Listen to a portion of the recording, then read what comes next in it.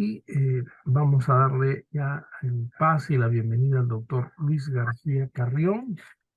Luis, buenos días, un gusto de saludarte. ¿Qué Bien, tal? el doctor Luis Alberto García Carrión es un médico cirujano, médico auditor, docente de post y pregrado de la Universidad Humana, ¿no?, de la Facultad de Medicina Humana de la Universidad Nacional Mayor de San Marcos y también de la Universidad Privada de San Martín de Porres.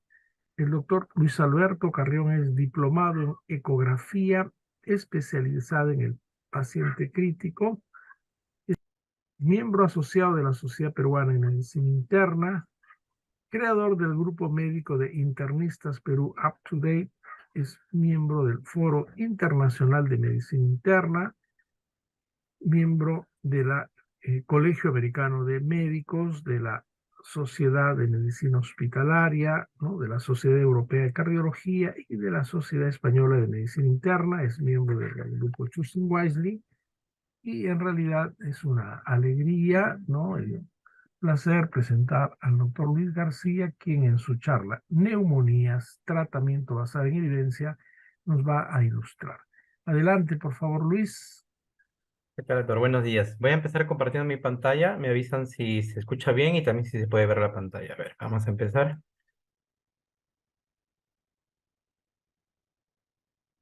Bien. Luis, se ve la pantalla, póngalo en modo de presentación y lo escuchamos bien. Adelante, por favor. Ya. ¿Sí se ve ya en modo de presentación, doctor Solari? Sí, sí, sí, Ya. excelente, muy bien, muchas gracias. Listo. Bueno, buenos días con todos. Quiero agradecer la invitación, en primer lugar, del doctor Solari, que es el coordinador del grupo Choosing Wiley en Perú, porque me invitó hace unos meses para participar en este grupo que prácticamente nos está dando las decisiones médicas basadas en evidencia, y también a las sociedades que son auspiciadoras de este curso, ¿no?, que es muy importante para la práctica médica. En estos minutos vamos a conversar sobre lo que es el tratamiento de la neumonía y sobre todo basado en lo que viene a ser evidencia, ¿no? Entonces, vamos a ver. Muy bien.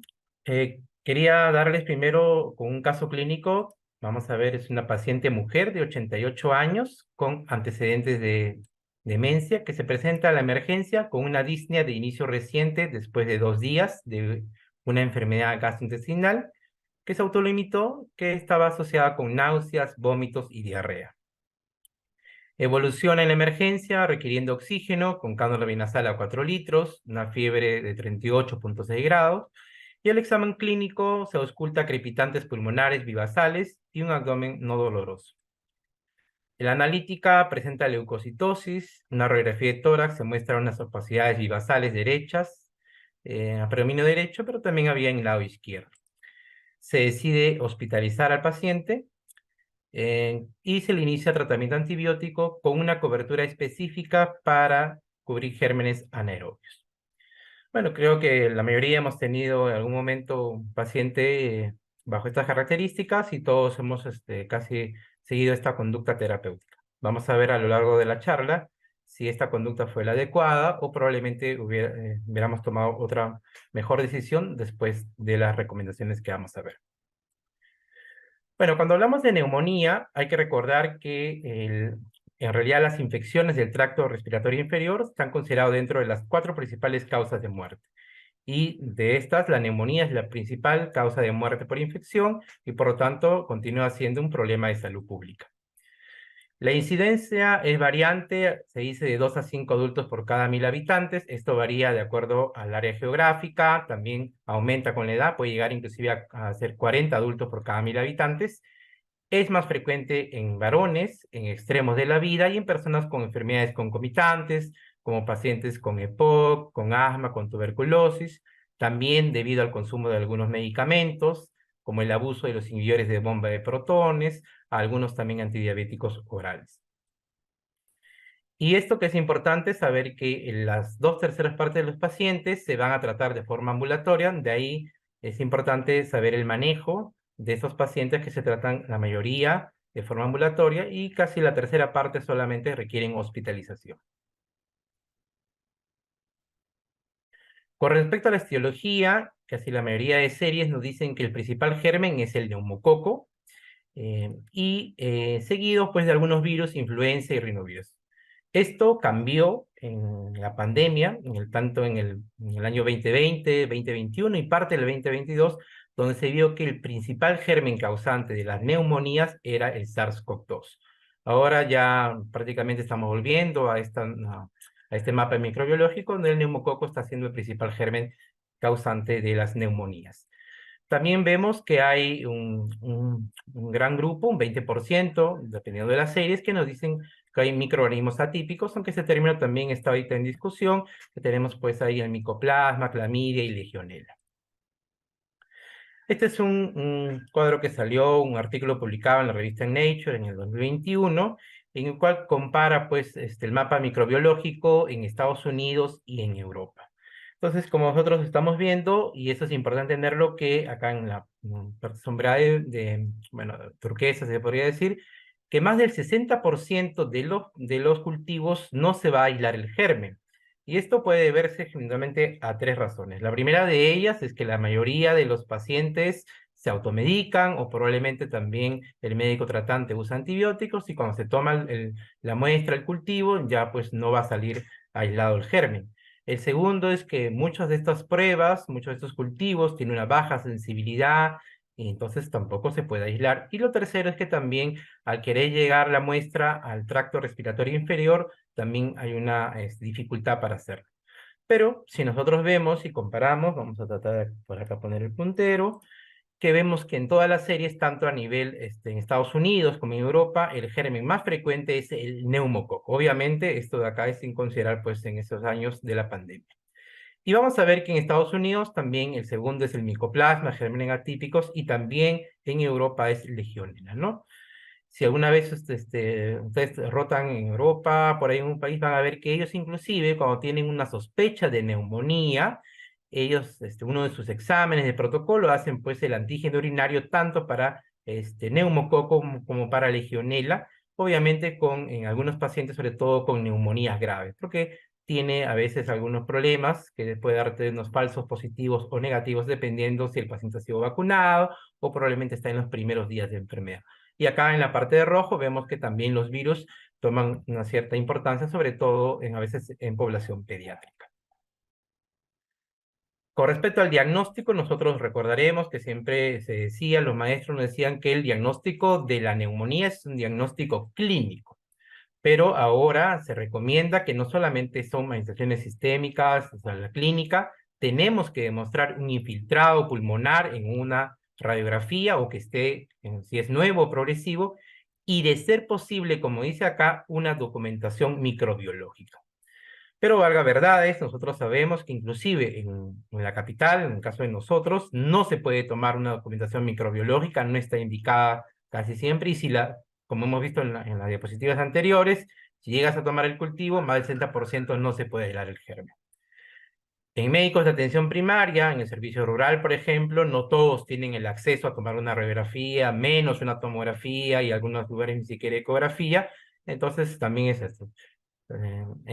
Prácticamente en atención primaria solamente se hace el diagnóstico con la clínica. El problema es que cuando uno revisa pues los signos y los síntomas, vamos a ver que son demasiado sensibles, ¿no? La taquipnea, la dificultad respiratoria, son demasiado sensibles y eso hace un sobreabuso y también un sobrediagnóstico de neumonía y sobre todo eso de que casi todos los pacientes van a usar antibióticos y eso al final hace que haya una resistencia a los antibióticos. Entonces, ese es el problema de que nos basemos solamente en la clínica para hacer el diagnóstico de neumonía y que se ve bastante, sobre todo en atención primaria. Esto de acá nos ayuda también porque también podemos, con la clínica y con los hallazgos radiográficos, poder sospechar cuál es el germen causante de esta neumonía y por lo tanto dirigir el tratamiento antibiótico basado en ese germen. Por ejemplo, el neumococo generalmente produce pues fiebre, tos, pero hay un esputo que generalmente es un esputo en promedio medio marrón, un poco oxidado y radiográficamente da una consolidación. El caso de Pseudomonas, por ejemplo, generalmente ya el paciente presenta más disnea y el esputo generalmente es verdoso, aunque esto de los esputos, pues vamos a ver como más adelante se ve, está en discusión. Y hay un infiltrado difuso bilateral generalmente, pudiendo acompañarse de una efusión pleural común, ¿no? En el caso de Legionella tiene una característica que Legionella generalmente da en áreas geográficas y lo hace por brotes. El último brote importante fue en 2014, cerca de 500 pacientes. Y Legionella, aparte de hacer los síntomas respiratorios, hace síntomas gastrointestinales como náuseas, vómitos, diarrea, pero también hace, muy característico, el paciente presenta hiponatremia, eleva transaminasa, la lactato deshidrogenasa, ¿no? No tiene un patrón específico radiográficamente, puede haber algunos infiltrados en parches también. Hemófilos hace malestar generales, fiebre, tiene característicamente hemófilos el patrón de virus esmerilado, que es muy común. Y el caso de micoplasma también es muy importante, porque micoplasma produce mucha cefalea, migraña, hace cuadros de encefalitis, y entonces eso también tenemos que sospecharlo, y puede producir todos estos patrones radiográficos como vemos. Y los virus generalmente pues nos han dicho, ¿no? Si tienes un paciente con una tos, con un esputo blanco, puede ser los virus, pero vamos a ver que esto en realidad no es. Y obviamente el infiltrado pulmonar bilateral, y que lo hemos visto bastante también en el caso de SARS-CoV-2. Como le digo, esto es que nos puede orientar, pero no es mandatorio al 100%. También los factores de riesgo son muy importantes, muy asociado al caso de Legionella en los brotes que se han visto, sobre todo en aquellos pacientes que están muy en contacto con los ductos de ventilación, el aire acondicionado, teniendo muy en cuenta los casos de Pseudomonas aeruginosa y todos ellos, pacientes que ha estado previamente colonizado, ha estado hospitalizado en los últimos 3 meses, por ejemplo. Y acá tenemos pues los hallazgos radiográficos que podemos encontrar en un paciente con neumonía, por ejemplo acá en el lóbulo superior derecho, paciente en el lado izquierdo, pues tiene un derrame pleural masivo como vemos acá, acá un derrame pleural bilateral, perdón, una neumonía bilateral, y acá inclusive con una imagen cavitaria para el guiar, ¿no? Que se ve a nivel. A todos los pacientes, idealmente, siquiera inicialmente con una radiografía, no está indicado tomar una tomografía, a no ser que pensemos que es una neumonía grave o que el diagnóstico se nos hace dudoso, ¿no? Eso es muy importante. Y acá viene una primera recomendación que es muy importante, sobre todo basándonos no solo en evidencia, sino también en qué es lo que debemos pedir y no pedir. Y como dice acá, ¿no? No solicitar radiografías de tórax en pacientes con bronquitis aguda no complicada, ¿no? Si nosotros recordamos, la bronquitis aguda no complicada se refiere a aquellos pacientes que tienen tos y un esputo que duran menos de 3 semanas, ¿no? Y hasta 21 días puede haber un paciente que esté tosiendo, obviamente en inmunocompetentes y que no tengamos síntomas respiratorios subyacentes, ¿no? Que no esté taquicárdico, que no esté taquipneico, que no haya fiebre, hemoptisis o signos de consolidación en esto. En estos pacientes no está indicado pedir una radiografía de tórax. Y el esputo purulento verde, porque a veces nos habían enseñado, si la tos tiene un flema verde, no es predictivo de que sea una infección bacteriana y tampoco es indicativo de que ya le tienes que tomar una radiografía de tórax. Como van acá está la referencia, si pueden buscar mayor información, pero no está indicado de que sí o sí tiene que ser una radiografía de tórax. Estos son los patrones de neumonías atípicas, de micoplasma, de clamidia y el COVID, que ya creo que los conocemos todos por el que hemos pasado por la pandemia. Como ven acá, la radiografía es lo primero que se tiene que pedir y eso a veces también pasa que en hospitales grandes, como a veces ya se obvia y simplemente dicen, bueno, quieren la tomografía, pero idealmente es primero una radiografía. Sabemos que hay menos irradiación. La tomografía está indicada en aquellos pacientes que tienes el diagnóstico es dudoso o graves y el ultrasonido te ayuda bastante. Sabemos que sobre todo cuando hay diagnóstico, una sospecha de un derrame pleural, una efusión. Importante también, no tenemos que estar pidiendo radiografías seriadas, ni tampoco tomografías seriadas, ni tampoco decidir si el paciente ya la radiografía está limpia para dar el alta. Sabemos que sobre todo en pacientes ancianos demora 12 semanas en poder limpiarse en la radiografía los hallazgos que podemos encontrar. Es también, hay que decirlo esto, y ahí está la referencia también, que a veces hay 30% de pacientes que en la primera radiografía no se ven ningún consolidado, le tomas una tomografía y encuentras, y viceversa, pacientes que en la tomografía no se ve el consolidado, no lo encontramos y en la radiografía lo vemos. Recordar que a veces en los primeros inicios de los síntomas, recién a las 24 a 72 horas podemos ver los hallazgos radiográficos. Entonces, eso también tenemos que tenerlo en cuenta. Tenemos otra recomendación también, Hay que evitar, como dice acá, realizar radiografías de control en pacientes diagnosticados de neumonía que respondan clínicamente al tratamiento antibiótico inicial. Como vemos acá, si tu paciente ha reaccionado muy bien al tratamiento antibiótico que tú le has dado y hay mejoría clínica, no hay que estar tomando radiografía serial.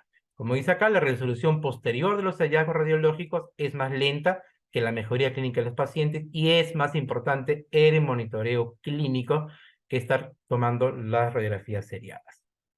De las referencias, siempre también es algo que nosotros hemos querido un poco ver es si de repente algunos parámetros laboratoriales, algunos biomarcadores nos pueden ayudar a ver si esto es bacteriano o es viral, ¿no? Teníamos la proteína C reactiva, la procalcitonina y hay muchos inclusive prometedores, ¿no? Como algunas proteínas derivadas del mixoma que nos dan inclusive puntos de corta y ven la especificidad y sensibilidad.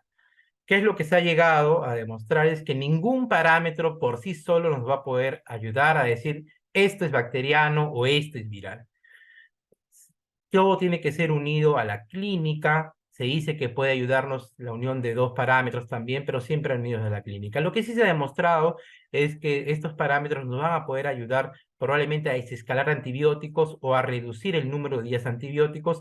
Esto, por ejemplo, se ha visto con la procalcitonina, recordemos el estudio PRORATA, en el cual se vio que si había 80% de disminución del valor de la procalcitonina, eso nos ayudaba, está visto en la UCI, a poder probablemente decidir acortar los antibióticos e inclusive suspenderlos. Ahora, ya tengo mi paciente, que tengo mi diagnóstico de neumonía, clínicamente, radiológicamente, tengo que saber, mi paciente lo voy a hospitalizar, manejo ambulatorio o de repente hasta se va a ir a una UCI. Entonces, se estratifica con varias escalas. La primera de ellas que salió, generalmente, pues, a 2000, 2003, fue justamente el CUR 65, creo que la mayoría lo conocemos, pero siempre es bueno recordarlo. El CUR 65 es C de confusión mental, la U del boom mayor a 20, R de frecuencia respiratoria mayor a 30 respiraciones por minuto, y B que nos dice de la presión, una sistólica menor a 90, una diastólica menor a 60, y 65 que es la edad mayor a 65. Como ven, son parámetros que uno los puede tomar sin necesidad de hacer exámenes de laboratorio a excepción del boom. De ahí que se extrapola, se puede usar el CRB65 y podemos usar sin necesidad de exámenes laboratoriales. ¿Qué nos dice? Lo que nos dice esto es el riesgo de muerte, de acuerdo a estos puntajes, cada uno es un punto, a los 30 días. Se considera que a partir de 2 puntos yo debería ya valorar que mi paciente se hospitalice o si se hospitaliza corta hospitalización. Como ven, a partir de 3 puntos ya es una neumonía severa y por lo tanto sí o sí tiene que hospitalizarse. Es una escala muy usada que se usa inclusive, se puede usar a nivel de atención primaria. Después, ya en el año 2016, salió esta escala, el SOFA y el Quick SOFA, pero que es relacionada a sepsis. Entonces uno dirá, ¿y para qué lo voy a usar en neumonía? Recuerden que la mayoría de casos relacionados a sepsis justamente son por neumonía severa. De ahí es que se trata de un poco adaptar esta escala. Y el Quick SOFA nos dice, pues, que tomemos la presión arterial, la sistólica, si es menor a 100, un puntaje, si el paciente tiene una alteración del estado mental o si está con una frecuencia respiratoria mayor a 22. Si tiene más de 2 puntos, hay una mortalidad de más de 10%, y yo debería considerar que mi paciente probablemente ya estar llamando al médico de UCI, porque este paciente tiene un alto riesgo de que probablemente haga una sepsis. Muy bien. Entonces, es importante hacer una comparación para ver esto de la mortalidad entre el Quick SOFA y el CUR 65. ¿Qué es lo que se ha visto? Se ha visto que efectivamente se sobreestima mucho la mortalidad usando el Quick SOFA versus el CUR 65. Y para esto vamos a ponerles un ejemplo. Supongamos, tenemos un paciente varón de 50 años que tiene una frecuencia respiratoria de 24 respiraciones por minuto, que no tiene alteración del estado mental, que le pedimos un boom y me sale pues un boom en 15, y que tiene una tensión arterial de 95 sobre 65. Un paciente normal que tranquilamente lo podemos ver en atención primaria, inclusive lo podemos ver hasta en el consultorio, ¿no? O también en urgencias. Vamos a calcular el Quick SOFA. Alteración mental no tiene, 0 puntos. Una frecuencia respiratoria, nuestro paciente tenía 24, así que por ahí tenemos un puntaje. Y tenía una tensión arterial de 95 sobre 65, así que ahí tiene un punto. Un punto por acá, 2 puntos. Si nosotros interpretamos por el Quick SOFA, tiene 2 puntos, por lo tanto, tiene una mortalidad de 10%. Yo ya estoy decidiendo que se hospitalice y ya haciendo la interconsulta para UCI. Vamos a calcular con el CUR 65, confusión, no tenía confusión, 0 puntos. La frecuencia respiratoria era 24, 0 puntos. Su presión arterial era 95/65, así que por acá también es 0 puntos. Tenía un boom en 15, por acá también es 0 puntos. Y el paciente tenía 50 años, 0 puntos. O sea, por el CUR 65 es 0 puntos. Interpreto acá que tiene 0,6% de mortalidad. Obviamente, aplicando esto, ni siquiera lo hospitalizo, simplemente le doy tratamiento ambulatorio, se va de alta a la casa. Como ven, el Quick SOFA sobreestima mucho la mortalidad en pacientes con diagnóstico de neumonía, y creo que todos hemos visto que un paciente con problemas respiratorios es normal que tenga una frecuencia respiratoria de 24, más aún si tiene el diagnóstico de neumonía. Entonces se prefiere usar el CUR 65, sobre todo en estos casos. De ahí salió esta escala, la famosa escala de News 2, que es una escala que se evalúa en pacientes con los mismos parámetros, pero también se estratifica, sobre todo en pacientes con EPOC, si necesita oxígeno suplementario, y además también, de acuerdo al puntaje, te va a especificar si va a necesitar cada qué tiempo vamos a tomar las funciones vitales a cargo del cuidado de enfermería. También tiene su aplicación. Y la otra escala, que es la escala FINE o PCI, que sobre todo se usa a nivel del paciente que está hospitalizado, vamos a ver que esta escala me estratifica si el paciente tiene algunas enfermedades importantes, enfermedad hepática, falla cardíaca, si tiene enfermedades renales, los mismos parámetros que ya hemos visto en el 45, pero también hay parámetros de laboratorio que se amplía, como el LAGA y todo. Entonces vamos a ver que generalmente, de acuerdo a este puntaje, a partir de la clase 3, cuando es 70-90, vemos que hay una mortalidad relativamente importante, y ahí se considera que mi paciente probablemente se debería hospitalizar. ¿No? Generalmente esta escala se usa más a nivel intrahospitalario, y se trató de comparar, este es un artículo que salió publicado en la revista de la Sociedad Peruana de Medicina Interna, el CUR 65 versus también esta escala P6. ¿Qué es lo que se vio? Que el CUR 65, por la facilidad de usar, por no usar muchos parámetros, se veía mucho, por la simplicidad, como dice, hay mejor sensibilidad que el ajuste de la escala del PCI. Los dos tienen casi la sensibilidad y especificidad, pero sí es verdad, obviamente por los parámetros que tiene, que el PCI me va a identificar mucho mejor a aquellos pacientes que sí necesitan un ingreso a UCI por estos parámetros de laboratorio adicionales que tiene. Muy bien, y miren, este es un estudio que salió publicado en mayo de este año, en el cual en un servicio de departamento de emergencia se trató de ver si era utilizable usar el CUR 65 o usar la escala del PCI. Es un estudio de cohorte, más de 50.000 pacientes. ¿Qué es lo que se vio? Que inclusive se vio que esto era mejor, recomendable usar el CUR que el PCI, ya que se asocia a una menor mortalidad a 30 días y es más fácil de usar, ¿no? En el departamento de emergencia. Se evaluó mortalidad, la admisión, inclusive la UCI. Entonces, el CUR 65, a pesar de las nuevas escalas que han salido, sigue siendo, por su facilidad, el que se recomienda. Y por último, ya tengo mi paciente, ya lo estratifiqué, decido que se va a hospitalizar. Ahora voy a ver qué antibiótico más o menos le voy a dar, o más o menos cuál va a ser mi terapia. Entonces, en Barcelona, en el 2015, se hizo este score, el score PES, para ver si mi paciente probablemente tenía alto riesgo de que tuviera un germen multidrogo resistente.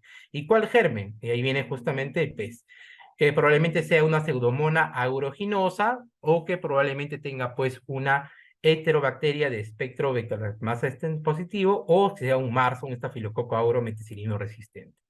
Se evalúa si el paciente tiene una edad más de 65, 1 punto, si es varón, 2 puntos, si ha usado previamente antibiótico, 2 puntos, si tiene una enfermedad respiratoria crónica o renal, 2 puntos cada uno, y cómo no vía la emergencia, si hubo una alteración de estado de conciencia o una evidencia aspirativa, 2 puntos, o si tuvo fiebre o algo, tiene 1 punto menos. Como vemos, esto es una escala en la cual solamente con una buena anamnesis, que siempre debemos hacerla, podemos nosotros saber. Sumando todo esto, si tiene más de 5 puntos, tiene un alto riesgo de que probablemente tenga cualquiera de estos 3 gérmenes que son multidrogoresistentes, y yo tengo que dar una terapia probablemente con un antibiótico de amplio espectro. Si tiene 2 a 4 puntos, es un riesgo intermedio, y si tiene menos de 1, el riesgo es casi mínimo de que tenga cualquiera de estos 3 gérmenes. Entonces, este SCORPE siempre debemos, y solamente es con una anamnesis. Listo, ahora sí el tratamiento, y con eso ya también estaríamos terminando, el tratamiento con antibióticos para todos los pacientes con NAC, incluidos pacientes ambulatorios. Eso es importante. Todo paciente con un diagnóstico de una neumonía tiene que recibir tratamiento con antibióticos. Y un antibiótico generalmente tiene que tener pues buena acción bactericida, que penetre bien a los tejidos, que sea una fácil adherencia para los pacientes, ya sea a nivel ambulatorio o ya sea a nivel hospitalario, que tenga buena bioseguridad, que no haya resistencias y que buena tasa de respuesta clínica bacteriológica. Entonces, ahí viene otra recomendación, y eso es algo que nos ha pasado muy frecuentemente en la práctica clínica, es no tratar la tos de los adultos con antibióticos, incluso si esta tos dura más de una semana, a menos que se sospeche una neumonía bacteriana. Creo que nos ha pasado, probablemente en la consulta, que viene un paciente con tos y no le da un tratamiento simplemente sintomático, y el paciente regresa y dice, doctor, ya tengo una semana con tos y no me pasa, y te exige que le des antibióticos. ¿Qué es lo que nos dice la recomendación de las evidencias? Que la mayoría de los adultos con tos de corta duración, a causa de infección aguda de vías respiratorias, generalmente esa infección es viral y no es bacteriana. ¿Y cuánto tiempo puede inclusive durarme la tos? Se ha visto que puede durarme hasta 18 días, ¿ya? Y los pacientes generalmente te esperan 5 o 7 días y de ahí te exigen al médico, y a veces el médico también, cuando no tiene no hay una evidencia que te respalde, bueno, a exigencia del paciente, y también dice, bueno, ya te voy a dar un antibiótico, ¿no? Entonces, como vemos, el uso de antibióticos inmediatos y diferidos a los estudios no ha mostrado que haya una mejoría a nivel de eficacia clínica. Y por otro lado, esto ha visto que al final va a ser pues que haya un aumento en el costo, en realidad el costo de medicamentos, reacciones adversas, y esto obviamente hace más resistencia bacteriana. Si nosotros vemos las guías clínicas, desde el inicio del 93 a la última guía del 2019 y una que ha salido en este año, vamos a ver que prácticamente ha habido unas variaciones, y vamos a ver que esta es la guía española que salió publicada también, que el tratamiento se hace a nivel ambulatorio, hospitalario, y si mi paciente tiene o no factores de riesgo de alguna enfermedad respiratoria. Vamos a verlo mejor acá. Miren, esta es la guía ICSA que salió publicada en el 2019. Entonces, él nos dice si mi paciente es un paciente sano, sin comorbilidades, o mi paciente pues es un paciente que está con unas comorbilidades. Y la guía te dice generalmente si es un uso beta-lactámicos más asociado a un macrólido. Y eso es lo que nos dice generalmente las guías, casi todas ellas. Que a mi paciente tengo que darle terapia dual, beta-lactámico con un macrólido. O, y esto es lo que ahora está un poco en discusión, darle solamente una monoterapia con una fluoroquinolona. ¿Y por qué está en discusión esto de acá? Porque nosotros recordemos que en países como el nuestro, donde hay altas tasas de tuberculosis, no deberíamos dar monoterapia con fluoroquinolonas porque podemos hacer resistencia. Si probablemente lo que te dice acá, vemos que hay resistencia a los macrólidos, más de 25%, podemos hacer el cambio con doxiciclina y también verlo. ¿Cuál es el régimen de beta-lactámicos? Podemos dar amoxiclavulánicos, epodoxima, sulfuroxima, ¿cuál macrólidos? Acitromicina, claritromicina. Y la monoterapia, levofloxacina. ¿Cuánto es el tiempo que nosotros deberíamos dar? Hay esquemas de 7 días, de 10 días, recomiendan algunos de 5 días. Vamos a ver más adelante cuál es la evidencia que dice cuánto el tiempo que deberíamos dar. A nivel hospitalario también se ve en tiempo, vamos a reforzarlo también, beta-lactámicos con un macrólido. A nivel hospitalario se dice una cefalosporina de tercera generación, también con un macrólido. En neumonías graves también unas cefalosporinas con macrólidos, y añadir generalmente para cubrir lo que son gram positivos, vancomicina, linezolid, y el oseltamivir acá también tiene una letrita acá, porque también tenemos que verlo, no todos los pacientes, sobre todo cuando hay sospecha de que hubiera influenza, y sobre todo en aquellos pacientes que vemos y la mejoría se ha visto si lo damos los primeros 48 horas, porque si no también vamos a ver que el costo es demasiado para el alivio de los síntomas, que al final el costo-beneficio no es muy adecuado. Y bueno, en Pseudomonas ya sabemos los agentes antimicrobianos antisedomónicos. Con respecto a la neumonía aspirativa, vamos a ver ahorita unas diapositivas para ver. Entonces, la pregunta es, ¿damos un esquema corto o versus largo de antibióticos? Esta revisión sistemática, hecha por la Sociedad Italiana de Medicina Interna, trató de ver un esquema corto versus largo de antibióticos, ¿no? Son varios estudios que se vieron, ¿y qué es lo que ha demostrado? Que no hay diferencias significativas entre el ciclo de tratamiento con antibióticos corto de 7 días versus largo, más de 7 días, hablando de lo que es fracaso clínico, ¿no? Tenemos el riesgo relativo. Pero siempre hay que tomarlo esto en cuenta. Siempre uno va a decidir si vamos a darle 5 días o vamos a darle 7, prolongar, siempre evaluando el paciente cómo están en la mejoría clínica, si el paciente puede tolerar la vía oral, porque a veces hay que hacer la conversión de la vía endovenosa a la vía oral. Entonces, siempre eso y también ayudándonos en los parámetros laboratoriales, viendo cómo están los recantes de fase aguda. Se critica mucho a los que dicen un esquema corto, es que muchos de estos estudios que se evaluaron el esquema corto con macrólidos, y recordar que los macrólidos generalmente los damos, en el caso de citromicina, 3 a 5 días, entonces esa es la crítica que se le hace mucho. Pero generalmente se recomienda mínimo 5 días de tratamiento antibiótico, a lo menos es lo que dicen la mayoría de guías. Esta es la guía que salió publicada en abril de este año y generalmente es la guía que se unieron tanto la Sociedad Europea de Respiratoria con también los americanos y generalmente cuando los dos se unen, americanos con europeos, sacan muy buenos documentos y vamos a ver que acá vemos que, bueno, he sacado acá lo principal, lo que cambia un poco con las guías anteriores es que ellos sugieren que pacientes hospitalizados generalmente sugieren que a los beta-lactámicos no deberíamos agregarle una fluoroquinolona cuando el paciente se complica un poco, sino más bien adicional macrólidos, ¿no?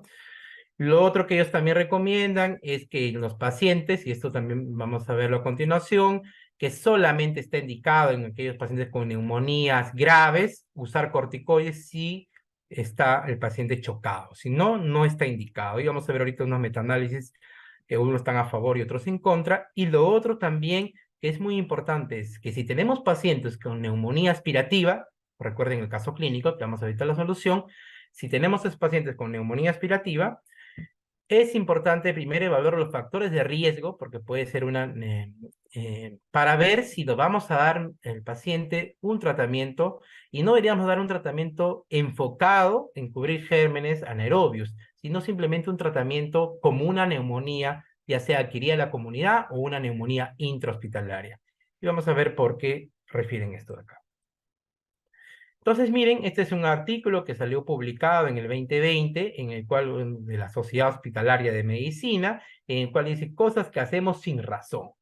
Y una de ellas es justamente, y es lo que dice acá, ¿no? En la época de 1970 se trató de identificar cuáles eran los gérmenes causantes de esas neumonías aspirativas, y se vio porque ahí había, obviamente, mayormente los patógenos eran anaerobios. Ahora, con los estudios que se han hecho, con los cultivos que se han podido encontrar, se ha visto que la incidencia de estos gérmenes anaerobios, la verdad, es mínima. Mayormente la flora de los pacientes con neumonía aspirativa son prácticamente gérmenes aerobios.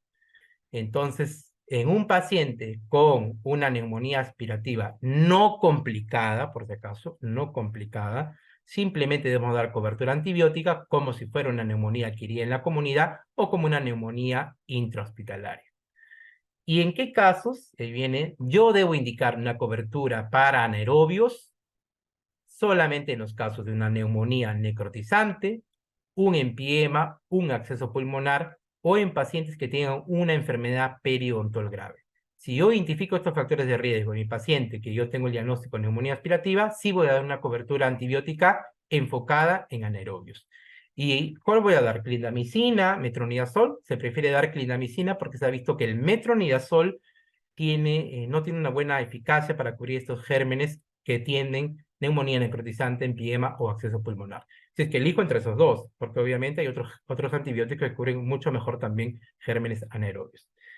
Entonces, recordemos nuestro caso clínico que vimos al inicio, ¿no? Que la paciente que veíamos, esa paciente no tenía una enfermedad periodontal, no nos refería en el caso clínico, Tampoco había una radiografía en evidencia de una neumonía necrotizante, no había empiema y tampoco había un acceso pulmonar.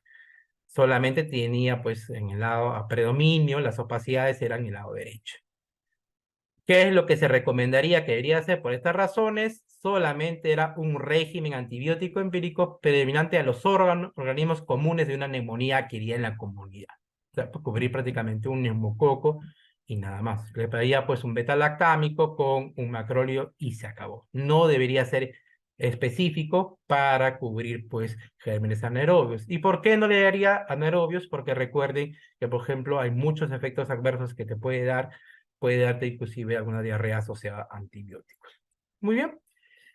Hay nuevos antibióticos que se han dado, que se están, si bien la industria farmacéutica no desarrolla muchos antibióticos, pero algunos antibióticos que se han aprobado, como la amoxicilina también para cubrir y algunos inclusive de vía oral, sobre todo para neumonías adquiridas en la comunidad severas. ¿Qué es lo que han dicho? Que si bien algunos de ellos todavía no han sido aprobados, se han visto que la mayoría de ensayos clínicos en los que se ha estudiado estos antibióticos no han sido evaluados en entornos clínicos, sobre todo que están relacionados a la UCI, así que todavía están en estudio estos nuevos antibióticos. Muy bien. Y ahora sí, lo que ha estado hace unos meses en controversia, nuestro estudio es, voy a dar corticoides en las neumonías adquiridas a la comunidad graves. ¿Se da o no se da? Este es el estudio CAPECO que salió publicado en marzo de este año en el New England, que se llama hidrocortisona en neumonías adquiridas en la comunidad severas. Este es un estudio doble ciego que se evaluó 800 pacientes con neumonía grave que recibieron 200 miligramos de hidrocortisona cada 24 horas o placebo durante 4 o 8 días. Y el outcome primario fue evaluar la mortalidad a los 28 días. ¿Qué es lo que vemos acá? En esta figura vemos los pacientes que salieron de alta en hidrocortisona con placebo. Vemos que hubo mayor porcentaje de pacientes que dieron de alta que los que usaron hidrocortisona comparado con placebo. Y si hablamos de necesidad de intubación, vemos que los que estuvieron intubados con hidrocortisona tuvieron menos días que requirieron intubación. ¿Ya? Entonces, según lo que recomiendan, sí se debería dar hidrocortisona, pero vamos a ver ahora, esto salió en marzo de este año publicado, y este ya es un metaanálisis que salió publicado en la revista Chess, ¿ya? También en este año que salió publicado, en la cual nos dice, hay beneficio de la terapia de corticosteroides para la neumonía adquirida en la comunidad, son 3.842 pacientes, obviamente tiene mayor potencia, y el objetivo primario fue evaluar la mortalidad, todas las causas de mortalidad, la necesidad de admisión a UCI, la necesidad de ventilación mecánica, la falla del tratamiento. ¿Qué es lo que nos dice? Y como vemos acá, el único que fue estadísticamente significativo, porque dentro de los intervalos no incluyó a la unidad, fue la necesidad de ventilación mecánica. El resto no fue estadísticamente significativo, o sea que no disminuyó la causa de la mortalidad, no disminuyó la necesidad de admisión a UCI, solamente la necesidad de ventilación mecánica, usar corticoides en neumonía adquirida en la comunidad grave. Pero en abril salió este otro estudio, ¿no? También publicado de corticosteroides en neumonía adquirida en la comunidad, con una revisión también sistemática de 4.161 pacientes, un poco más que el anterior, que nos dice que los corticoides reducen la mortalidad en neumonía grave y probablemente también reducen la necesidad de ventilación mecánica. Como efecto adverso, aumentan el riesgo de hiperglicemia y afectan el riesgo, pero recuerden que, y eso es el gran problema, no solamente los corticoides darle van a aumentarte la hiperglicemia, sino que te pueden dar una sobreinfección también, y sobre todo si tu paciente está con una neumonía por influenza, no le des corticoide porque este paciente se va a morir más pronto. Aumenta la mortalidad en pacientes. Así que tienes que pensarlo muy bien si vas a darle corticoide, porque si descartar que no tenga influenza, porque si no vamos a tener problemas. Y miren, esta es la tabla SOF en la cual se evaluó, y ahí que te dice que en este estudio, que a los pacientes que le dieron corticoides, 56 menos pacientes que le dieron corticoides comparado con los que no le dieron, 56 murieron menos, y no solamente mortalidad, sino también 36 necesitaron menos ventilación mecánica y 18 presentaron menos. Y algo justo comparando con la charla anterior, nos comentó la doctora, ¿cuál era la dosis que le dan corticoides? Y miren, esta dosis, que fue la óptima que se recomienda, es la dosis de 6 miligramos de dexametasona por 7 días. ¿Recuerdan el estudio Recovery de COVID? Esa es la dosis que se dio que es la recomendable para dar en este estudio. Ya para terminar, recuerden que podemos nosotros prevenir sobre todo el neumococo. Hay una vacuna, si bien la eficacia es 50-70%, y tenemos dos tipos de vacuna, que es la vacuna, la conjugada, que generalmente esta vacuna es la más recomendada, y también tenemos la polisacáridas, ¿no? Generalmente la conjugada, pues, no es un poco dependiente de la demora, así que queda un poco a corto plazo, y eso nos ayuda mucho mejor. En la mayoría de los esquemas te recomienda la conjugada, pero también tenemos la polisacáridas. Entonces, hay que vacunarse, recomienden que vacunarse para el neumococo. Y como conclusiones, recordar que la mayoría de los pacientes, 2/3 son tratados de forma ambulatoria, de ahí hay que saber el manejo ambulatorio. Lo otro es que los principales desafíos, primero hay que hacer un buen diagnóstico, hay que estratificar si mi paciente va a necesitar, le damos de alta o se queda hospitalizado, y si tenemos que llamar a la UCI, para eso nos ayudan las escalas, y también elegir qué antibiótico, y si mi paciente va a necesitar probablemente un antibiótico de amplio espectro para que el germen sea multidrogo resistente, usar el Scorpes. Y también, a pesar de que sabemos que hay neumonías virales, generalmente, si tienes un paciente con una neumonía adquirida en la comunidad, como han visto, casi todas necesitan antibióticos, y que el problema de resistencia a antibióticos aumenta la necesidad de programas de administración junto con las mejoras de presión. Esto está recomendado. La mayoría de guías, la mayoría inclusive también de revisiones dice, el mejor antibiótico que se tiene que dar es basado pues un mapa microbiológico del hospital, de la zona geográfica, pero sabemos que a veces eso no se da en la mayoría de las regiones, ¿no? Pero idealmente tendría que ser así. E inclusive, por si acaso, estaba revisando unos documentos, las recomendaciones de neumonía en población pediátrica, inclusive es que se recomienda dar, por ejemplo, ampicilina, a dar otros medicamentos, porque en ellos es sensible a la ampicilina. Y por último, el uso de los corticosteroides en neumonía grave solamente está indicado, y eso sí está, si el paciente está chocado. Como en todo, ¿no? Pacientes chocados en la UCI siempre le damos pues hidrocortisona, ¿no? En ellos está indicado solamente. Hasta ahora, a pesar de los múltiples estudios que hay, que dicen que sí tienes que darlo. Y si lo das, porque esto obviamente ya es manejo individualizado, primero asegúrate de que tu paciente no tenga influenza. Esa es mi recomendación. Asegúrate que no tenga influenza. ¿Por qué? Porque si tú le das a tu paciente borricoide por querer disminuir la mortalidad, por querer disminuir los días de ventilación mecánica, y tiene influenza, tu paciente se va a morir. Y se va a morir por el uso de corticoides.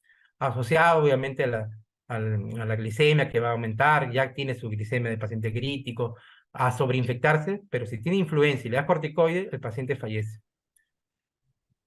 Muy bien. Con esto termino, son algunas frases que siempre nos ayudan bastante en la práctica médica, y con esto estaría terminando y pasando para la ronda de preguntas. Bien, doctor Luis, muchas gracias. Realmente una conferencia muy bien estructurada, muy actualizada, muy clara, muy motivadora, importante. Desde ya nuestras gracias. Eh, mm, Bien, mire, usted ha hecho un énfasis en que hay que diagnosticar la neumonía. No es el pacientito que tiene fiebre, tos y le ponen un antibiótico y lo trata como neumonía. Creo que hay mucha tecnología, pero la tecnología fundamental es la inteligencia y el procedimiento médico. Su anamnesis, su examen, hay que ver eso. Pero también es cierto que a veces en el adulto mayor, en una circunstancia de fiebre alta y con cierta vulnerabilidad fisiológica, uno empieza el tratamiento. Pero aquí había que tener una actitud, es decir, si yo revalúo al paciente y le di un antibiótico de amplio espectro, una ceftriaxona, por ejemplo, pero he visto que no hay clínica, porque no hay neumonía sin polipnia, no hay neumonía sin taquicardia.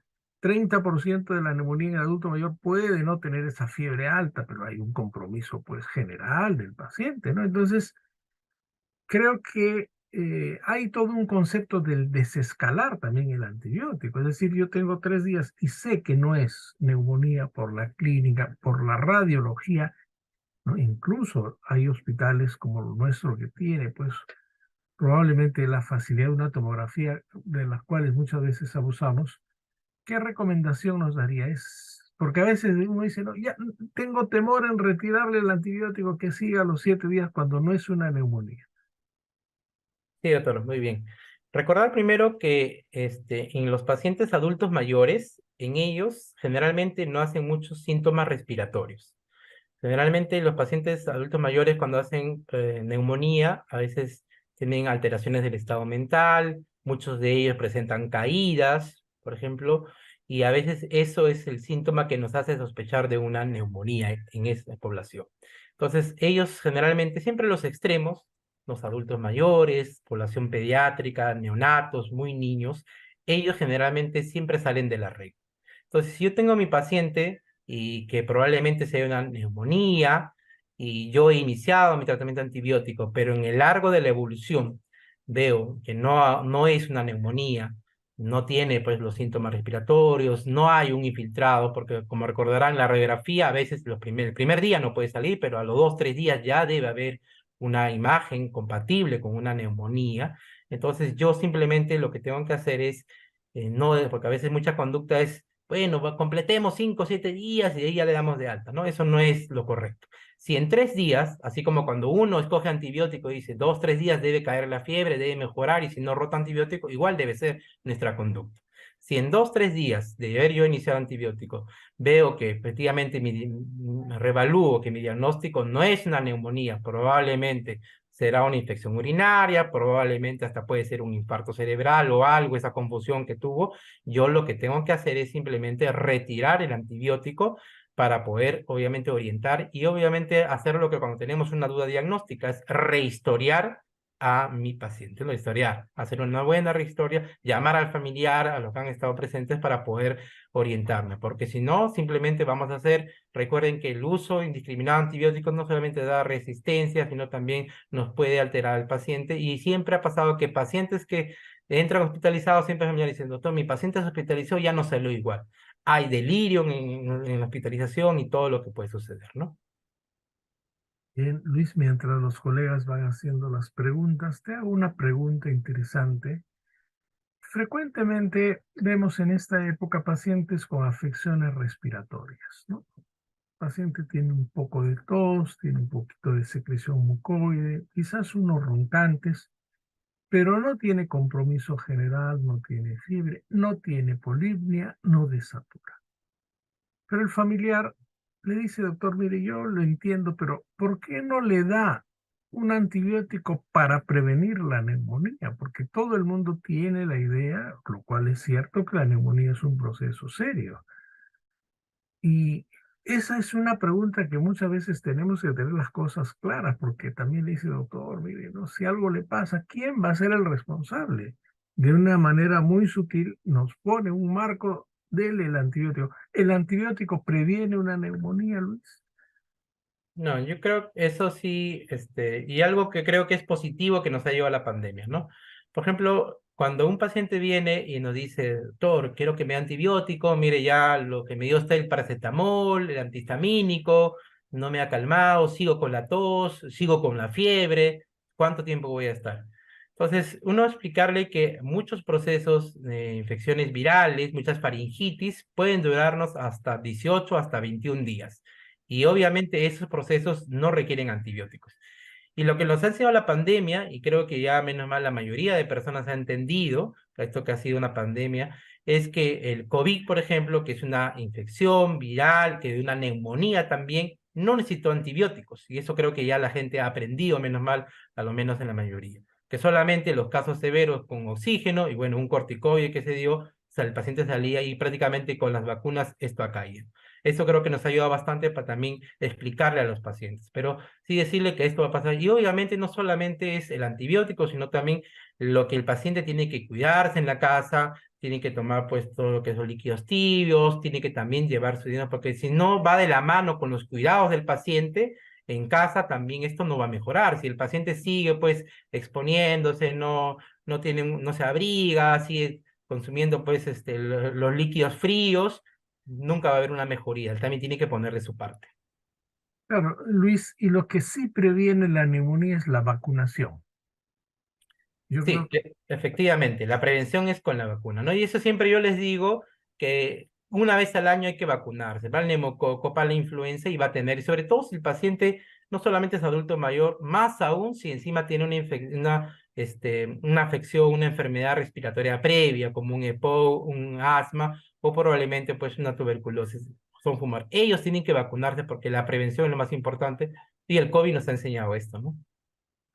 Bien, Luis, antes de terminar, ¿tiene usted una pregunta del doctor Ángel Quispealaya?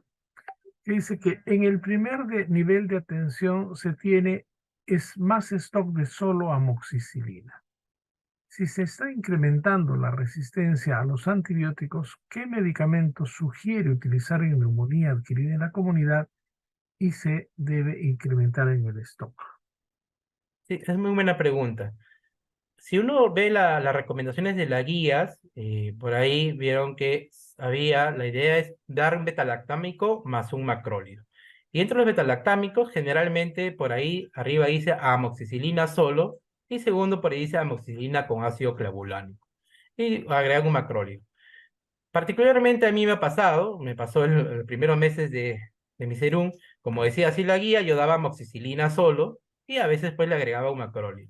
Pero muchos pacientes que sí tenían diagnóstico de neumonía, obviamente no me iba muy bien y regresaban y todo. Entonces, a lo menos lo que sí yo recomiendo y lo que yo doy cuando mi paciente sí lo veo con una neumonía como diagnóstico, está taquineico, todo, particularmente lo que sí les recomiendo darle es yo les doy amoxicilina con ácido clavulánico si es que están taquineicos, si es que yo encuentro el examen físico, crepitantes o algo. Y sí les agrego un macrolio.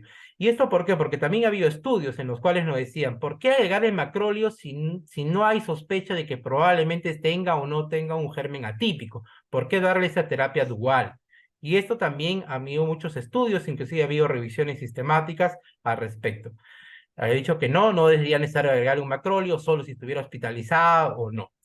Pero lo que se ha visto es que no podemos correr el riesgo de que mi paciente tuviera no, porque muchos de ellos no sabemos cuáles son sus hábitos, muchos de ellos no sabemos sus infecciones previas que han tenido y todo esto. Entonces, ante el riesgo de que el paciente pudiera tener, se recomienda mejor agregarle macrolio como se dice, ¿no?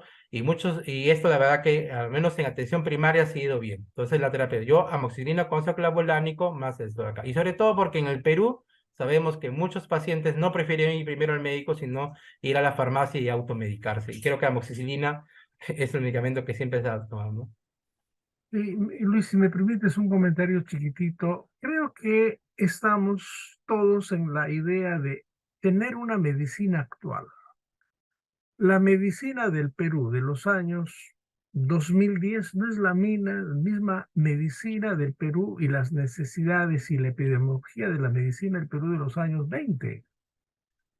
¿No? Los temas de las enfermedades, de los gérmenes, de los virus, de las condiciones sociosanitarias, de la ecología ha variado tanto que en el fondo el Ministerio de Salud, la DIGEMIT, los comités farmacoterapéuticos, las sociedades científicas, los grupos médicos, vamos a tener que seguir pensando en cómo vamos actualizando los petitorios también.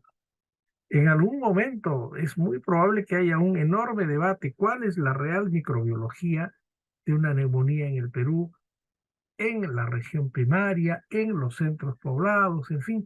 Creo que en esa línea estamos, ¿no? De quedarnos con una medicina siempre reflexiva, siempre propositiva también.